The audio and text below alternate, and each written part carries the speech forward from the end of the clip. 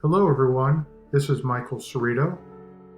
I'm a sports and performing arts psychology therapist with a Talented Mind Clinic. This course is specifically designed for athletes. You'll learn how to take charge of your sports mental health. Before we begin, I want to encourage you to get something to take notes with, whether it be your phone or a pencil and paper, something you can refer back to, because you're going to be doing a few personalized exercises for yourself to develop a take care plan for your own mental health. For the longest time, I thought asking for help was a sign of weakness, because that's kind of what society teaches us. That's especially true from an athlete's perspective. If we ask for help, then we're not this big macho athlete that people can look up to. Well, you know what? If someone wants to call me weak for asking for help, that's their problem, because I'm saving my own life. Michael Phelps, Olympic gold medal swimmer. To follow Michael Phelps' example, in this course you're going to learn how to rewrite personal narratives that hold you back. These are personal stories that you tell yourself about yourself that don't propel you forward, but hold you back from achieving the life and the sport you want. You'll learn the mental health issues that are very unique to athletes. You'll identify 3 situations that typically trigger your anxiety, so you can watch out for them before they occur. You'll learn how to manage anxiety in healthy ways. You'll identify 3 methods to manage your anxiety and 3 people who can support you. And finally, you'll identify how to get your needs met as an athlete, a student, and a person.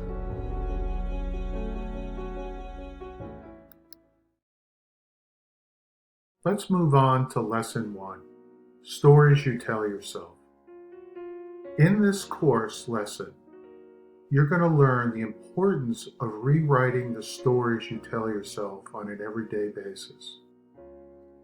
We'll explore how you have been conditioned to believe you are not good enough, how you can stop hiding who you are to the world, and how you need to stop trying to be perfect and please everyone in order to be yourself.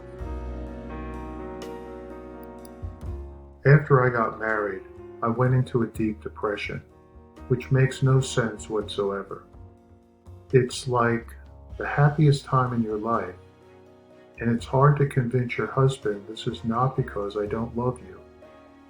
I just can't love you out of this depression, out of this fog.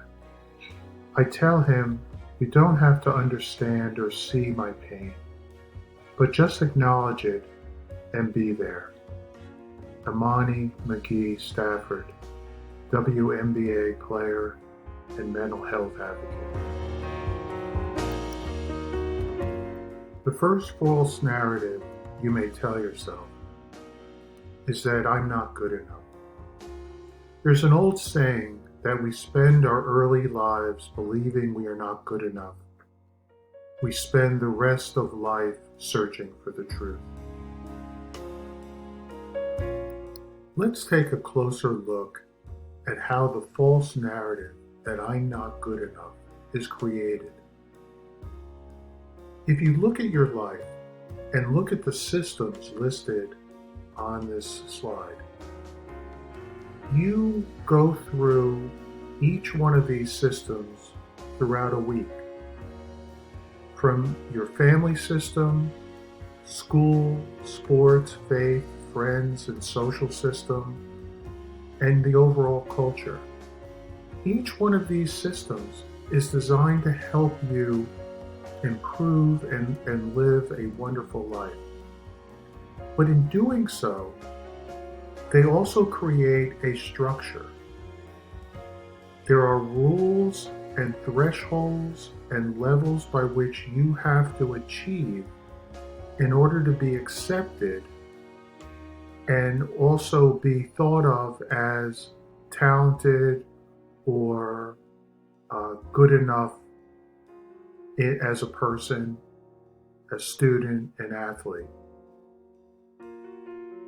Because you're trying to achieve the criteria and the objectives and the standards that these systems put in place for you, there's a tendency to focus on what's missing about you, how you're not measuring up, versus all the wonderful ways you are good enough already.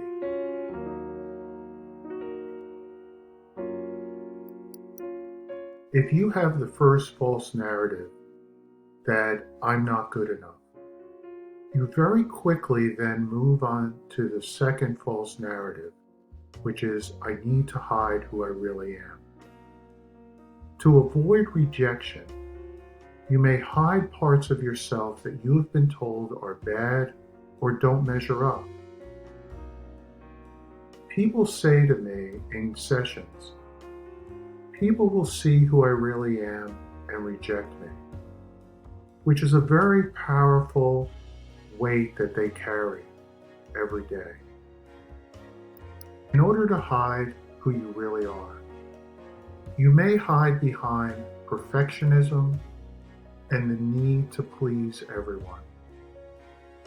But while you're hiding behind those two areas of your life that shield people from seeing you as a person, you forget who you really are.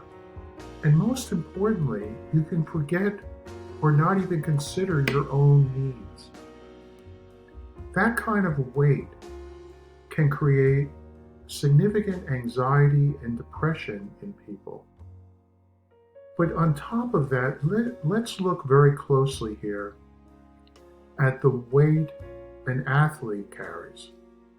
Because the weight you carry is very different than the weight the average population carries.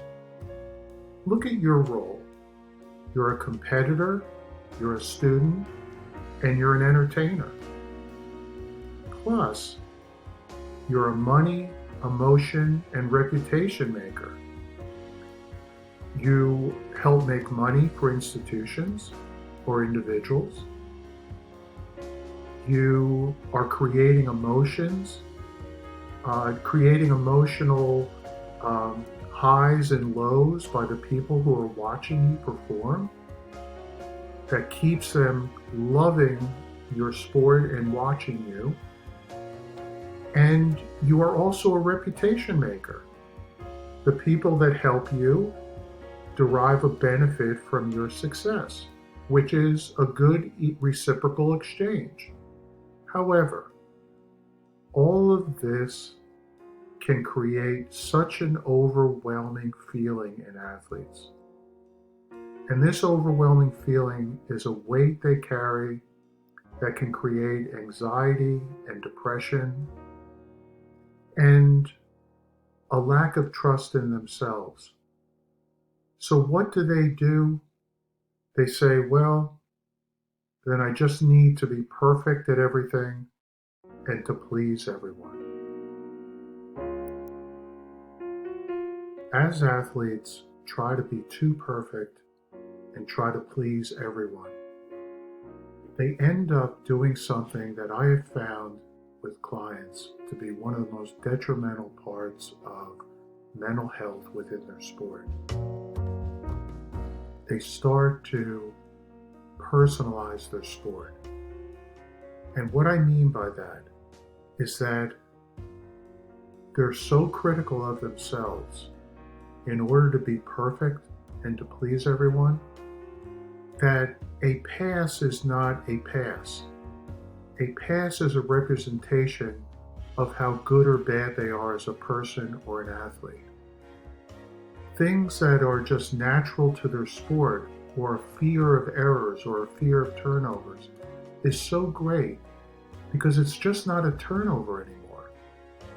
It's a personal failure. Think about that for a second. It's a personal failure. This is why I'm showing you two charts to illustrate this point. One chart is self-criticism. The level of self-criticism at different levels of sports and ages. Self-criticism is to what degree we self-reflect and we criticize ourselves or our performance, and we hopefully use that to make adjustments. But sometimes self-criticism is so high that you're cutting into who you are as a person. People will criticize themselves or their performance or behavior or outcomes as being a personal failure. So it really cuts into them as a person versus something that will just help them make an adjustment in their sport or in their life. The other chart is performance under pressure. This is a measure of to what degree, as pressure in a game increases, the athlete's performance will increase to match the pressure. Or does the athlete shy away from the pressure and do things like, when playing soccer, look like you want the ball, but really inside you're saying, please don't pass it to me. So let's look at the effect being too self-critical of yourself has on overall performance. So if you look at the self-criticism chart, adolescents have self-criticism at 89 percentile of the average population, which is very hard. In other words, they personalize a lot of their life. When they move into college, the college athlete, then for men, their self-criticism goes down to a slightly better managed level, where women, it still stays elevated. They're much harder on themselves than the average male athletes are. When I tested world champions and professionals, again, you saw women world champions be much harder on themselves than need be, and men were relatively stable and lower at the world championship level and at the professional level. And at the professional level, everything got down to, both male and female athletes had basically the same very manageable self-criticism. So let's go over now to performance under pressure. Adolescent athletes basically had pretty good performance under pressure drive. But when going to college, women athletes' performance under pressure or desire or drive to perform under high pressure, or let's say have the ball when the game's on the line, their performance under pressure was lower and male college athletes was higher. At the world champion and the professional levels, it pretty much evened out. These are people that want to go for it under the highest pressure possible. So let's put both these charts together. What you see is that the higher the self-criticism, the lower the desire to stand out, rise above the pressure you're feeling, be responsible for the high pressure situation, and go for it. So the harder someone is in the way they're evaluating themselves, they're criticizing themselves, they're trying to be too perfect, trying to please everyone, they're going to shy away from very high pressure moments more often than the athletes with lower self criticism and lower drive for perfection and people pleasing. Now let's do an activity to identify triggers that occur in your daily life that trigger anxiety. We've already covered how people will often create false stories about themselves, about how they're not good enough. And they think that other people see that within them, when other people typically see the positive, where we may be harder on ourselves and more critical. So what we do, as I mentioned before, is we hide behind perfectionism and trying to please everyone. So understanding the trigger moments that elevate our anxiety, where we feel we're less in control and possibly more panicked or insecure about something going on, or angry or fearful. By knowing these, we can develop proactive methods before they occur to either stop them from occurring, or when they occur, lessen the impact and the severity of the anxiety we feel. And these triggers can be people or situations in our life that routinely occur. So in this activity, we're first going to look at what are emotional triggers that spark automatic reactions. Where do triggers come from, which is very important to understand. Then you're going to identify 3 people or situations that trigger your anxiety, so you can prepare for them ahead of time. Borderline personality disorder is a lot of preventative work. I know when my most stressful times are, and so I plan for it. During the season, it's very stressful, so I have to be proactive. Brandon Marshall, NFL player and mental health advocate. Let's now look at what happens when trigger moments occur in our life that elevate our anxiety, partly to what we can control and cope with, but also when the anxiety gets too out of control, and explore why this is occurring. We're going to look at the window of tolerance. And in this example, I want you to look at the middle horizontal bar called optimal zone. As you go through your day, the level of arousal, that the line through the optimal zone, fluctuates. It goes up and down. And it's your level of emotional arousal. And you can feel this emotionally in your mind and in your body. So as you go through your day, this is the normal state where you're relatively calm, focused, relaxed, engaged, feel safe, and you're not really worried about anything. But sometimes things can occur while you're in this zone, like walking to class or in the middle of lunch and you realize you didn't get something to someone.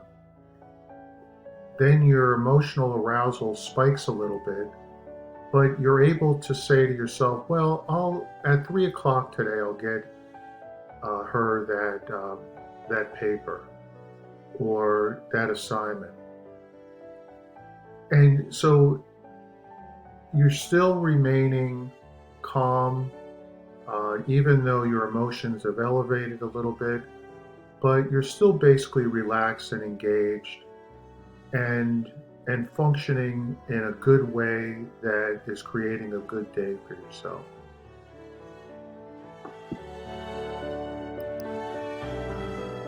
In most normal circumstances, we're able to stay within the optimal zone of being very centered and focused because we have coping skills that enable us to deal with any emotional triggers that we encounter during the day. But sometimes there are emotional triggers that occur that are very extreme for us.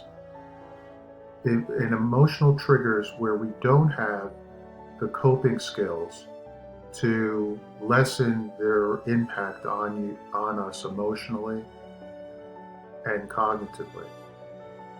So our emotions will spike in one of two ways. It'll be either hypoarousal or hyperarousal.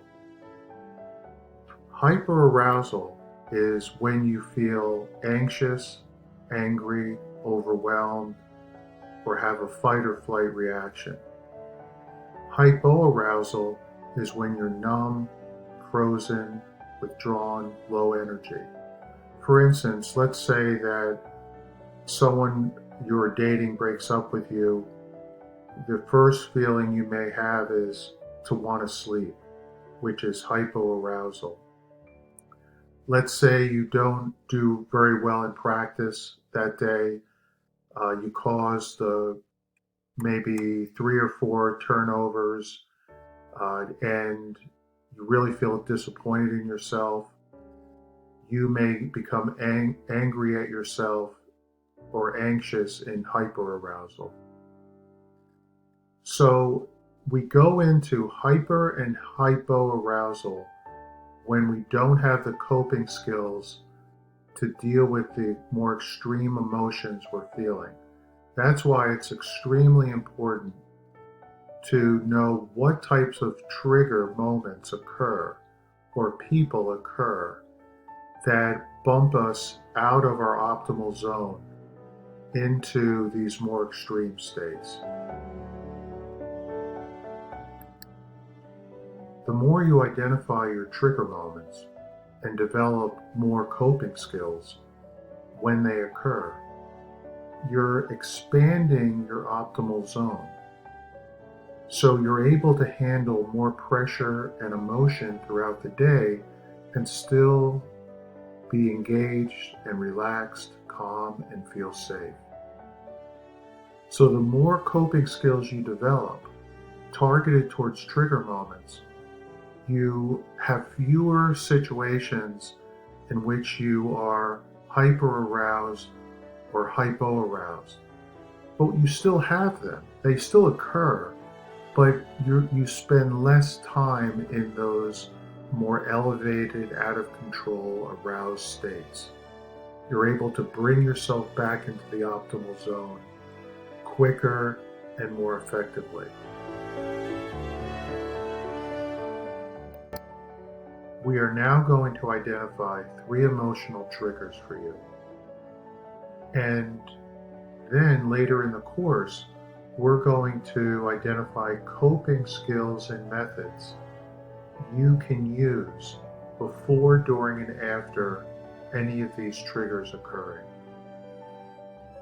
So what I'd like to ask you to do is pause this course and sit back and think about 3 people or situations that routinely trigger your negative emotions. Write them down and identify how do they occur, when do they occur, and why do they occur. So identify each one of those for the triggers, and then restart the course to move on to the next step.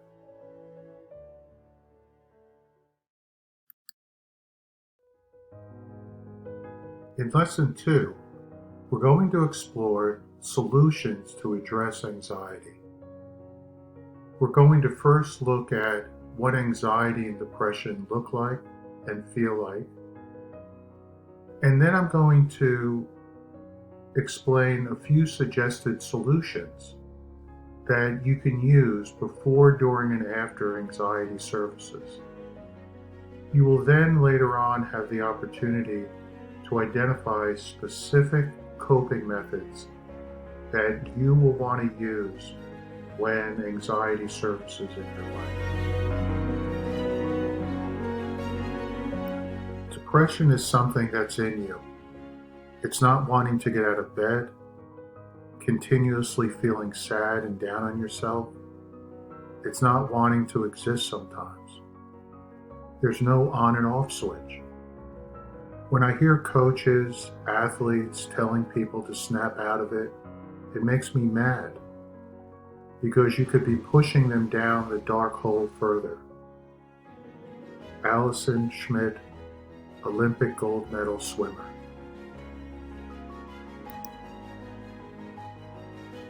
What does anxiety and depression feel like?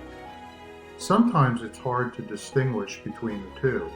So let's take a closer look at how they both feel when you're experiencing them. What does anxiety feel like?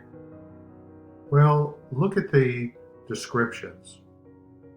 Jelly legs, hopelessness, jumpy, sweaty, chaotic, tense, numb, shaky, foggy, scary. These are things that, if you notice, make you feel more panicked and shaky and tense. On the other side, depression feels like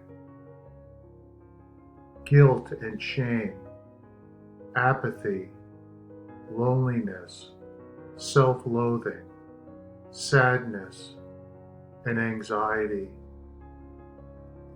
This is a lowness to life, and you can feel this and the depression and the anxiety in your body.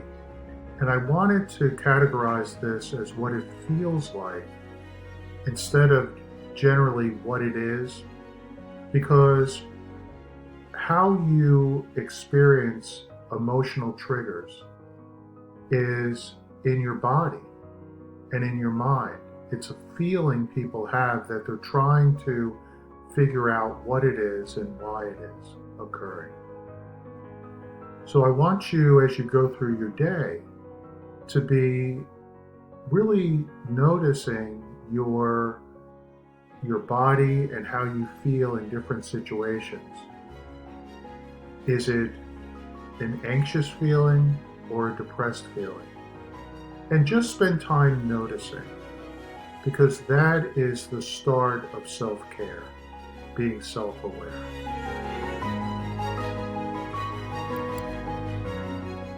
One solution to address anxiety is to set more boundaries and do less people-pleasing. When we're anxious and we're trying to please everyone in order to lessen the anxiety we're feeling, we are more focused on what we can control. We are more focused on other people than on what we need and we want in a situation. We focus on how other people feel, how other people express themselves and what they say, other people's actions, what others think about you, and past mistakes. We spend more of our time trying to figure out and address other people's needs well before we're getting our own needs met. What I notice working with clients is that they're reluctant to set more boundaries because they view boundaries as a wall in a relationship, and that setting a boundary, they may displease someone. But I want you to think about boundaries as creating a bridge in a relationship. And the first question you need to ask in any relationship or any situation where you feel you're focusing too much on what you can control and what other people think is, what do I want? People pleasers and people who do not set good boundaries ask at the end of all their questions, what do I want? Their other questions well before then is, what do other people want? What do they need from me? So the key here is to, in any situation in which you feel out of control and you feel like you're worried about what other people think and how you're showing up in situations, I want you to first ask yourself, what do I want? And be very aware of that because that is the bridge to creating a reciprocal relationship. So your needs are being met while other people's needs are being met too. The next solution for addressing anxiety is to observe more about how you're feeling and be less judgmental of how you're feeling. Keep in mind that anxiety exists to help you. It's an early warning sign or a late warning sign that something does not feel safe and that you need to act in some way. So you have an internal anxiety thermometer. Now, when you're sick, you use a thermometer to judge whether you have a temperature. And once it gets up beyond 98.6, then you start realizing that you have to take certain measures to bring that temperature down. So you feel a physical temperature progressively getting worse over time. So the earlier you address the temperature coming on, the more extreme the temperature does not become. The same is true for your anxiety thermometer. The more you're aware of the early signs of anxiety coming on, the early warning that your internal state is giving you, that something doesn't feel right here, you feel threatened in some way, you need to respond to keep yourself safe. These are good messages you're getting, but we let them get out of control where we then judge them because they're at an extreme point. We judge them as something bad, something that is wrong with us, when anxiety is trying to help you by sending you a message about safety and security. So your internal anxiety thermometer starts with noticing any irritability you have. Then you can't concentrate. Then you start having repetitive thoughts. Then you start feeling overwhelmed and then unable to function.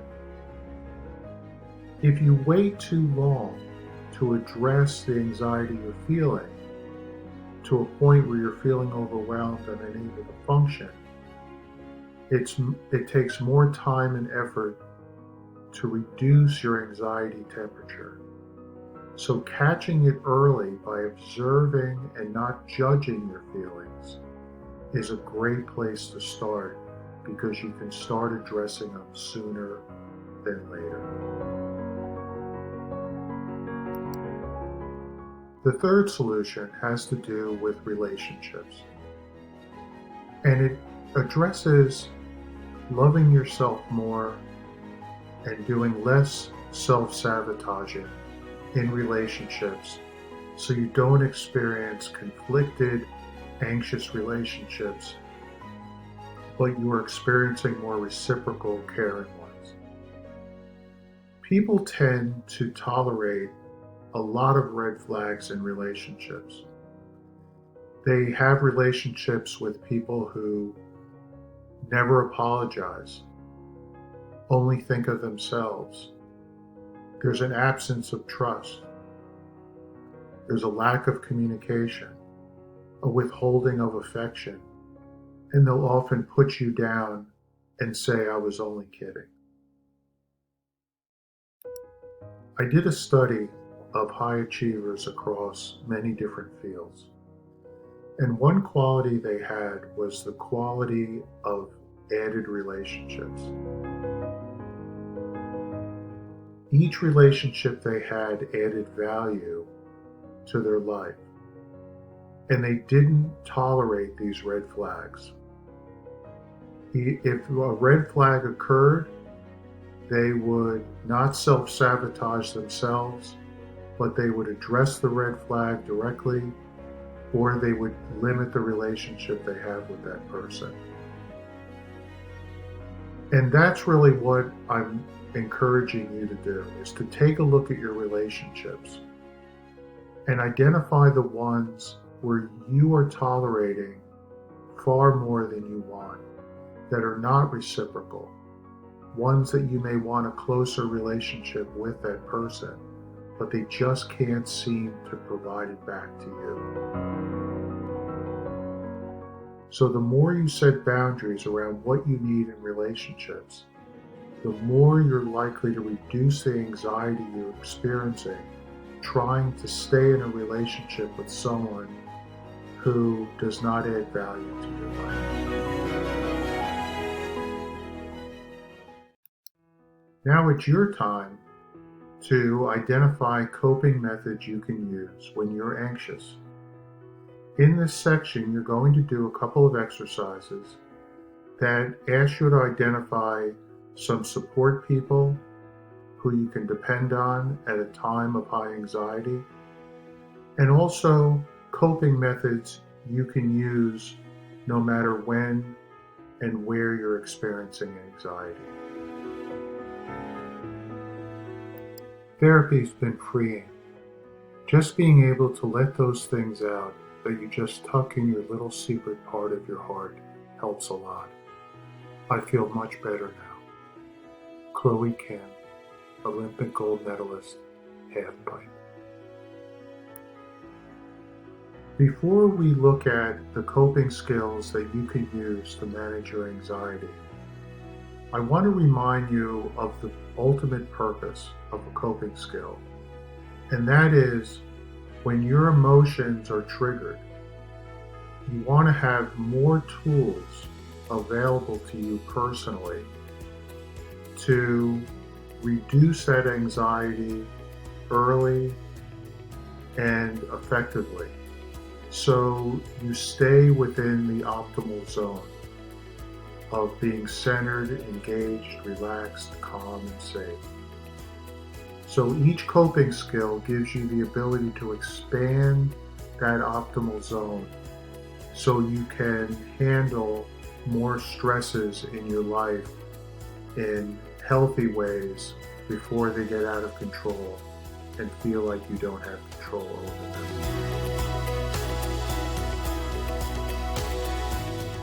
In this activity, I'm going to ask you to pause the course and write down at least one person you can go to when you're feeling anxiety coming on. This is someone who you can rely on for support and caring. One of the most powerful things that we can access when we're feeling anxious is the love and affection of other people. If there's more than one person, please write that person's name down, and each person you write down is a great avenue for support as anxiety surfaces within you. Then, I want you to look at this chart of coping skills. And I want you to choose 2 or 3 coping skills that you have found effective or feel they will be effective for you when you're feeling anxious. Now, if something has been successful for you, or you have another idea that is not on this list, then write that down. Really, what you're trying to do here is create a portable coping skill list. Skills you can use whenever and wherever you're feeling the most stress. So take a moment to identify support people and write down coping skills that you feel will be most effective as a go-to plan. Then restart this course when you're done.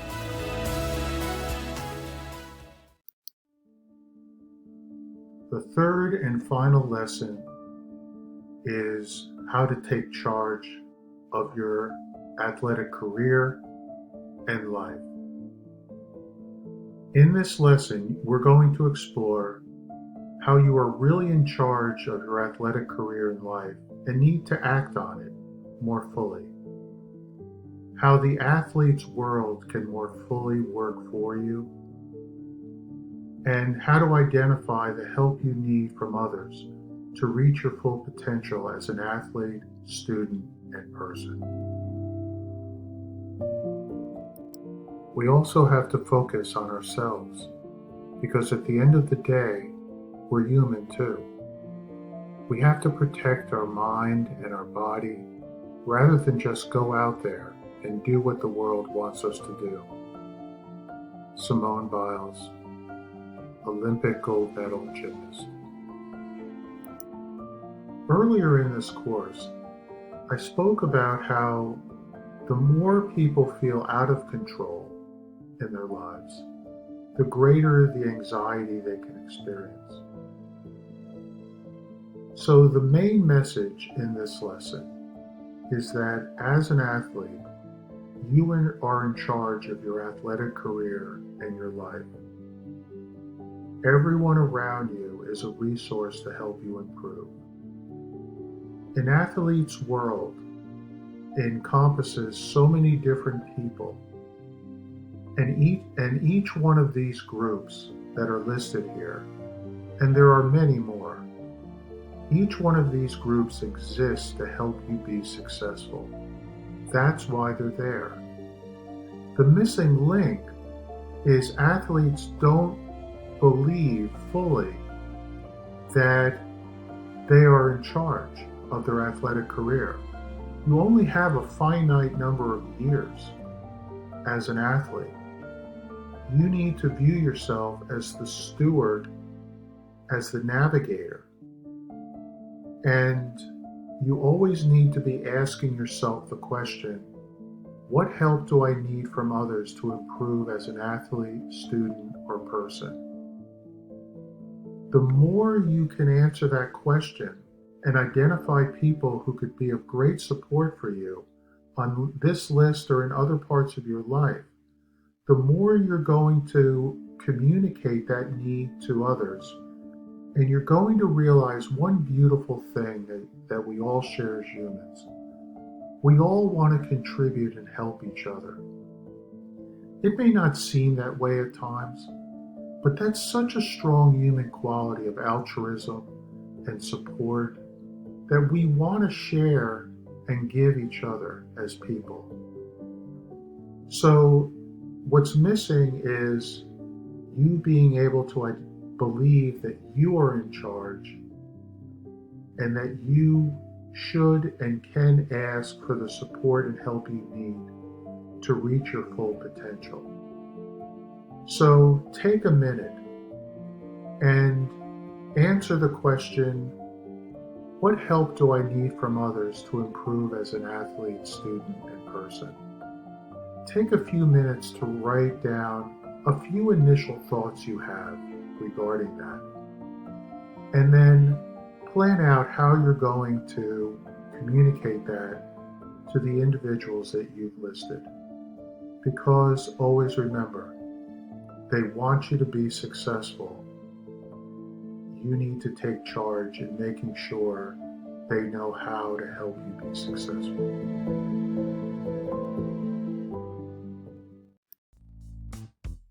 We certainly covered a lot of ground in this course, and I want to congratulate you for completing it.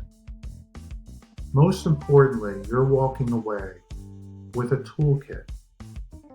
3 situations identified that are triggers for your anxiety so you could be more proactive planning for them.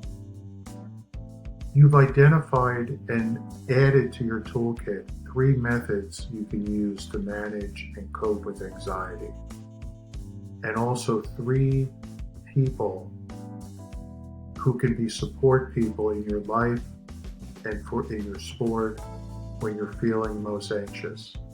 And finally, ways in which you can take charge of your own career as an athlete, as a student, and as a person, and take full advantage of all the resources you have to be successful and to live up to your full potential.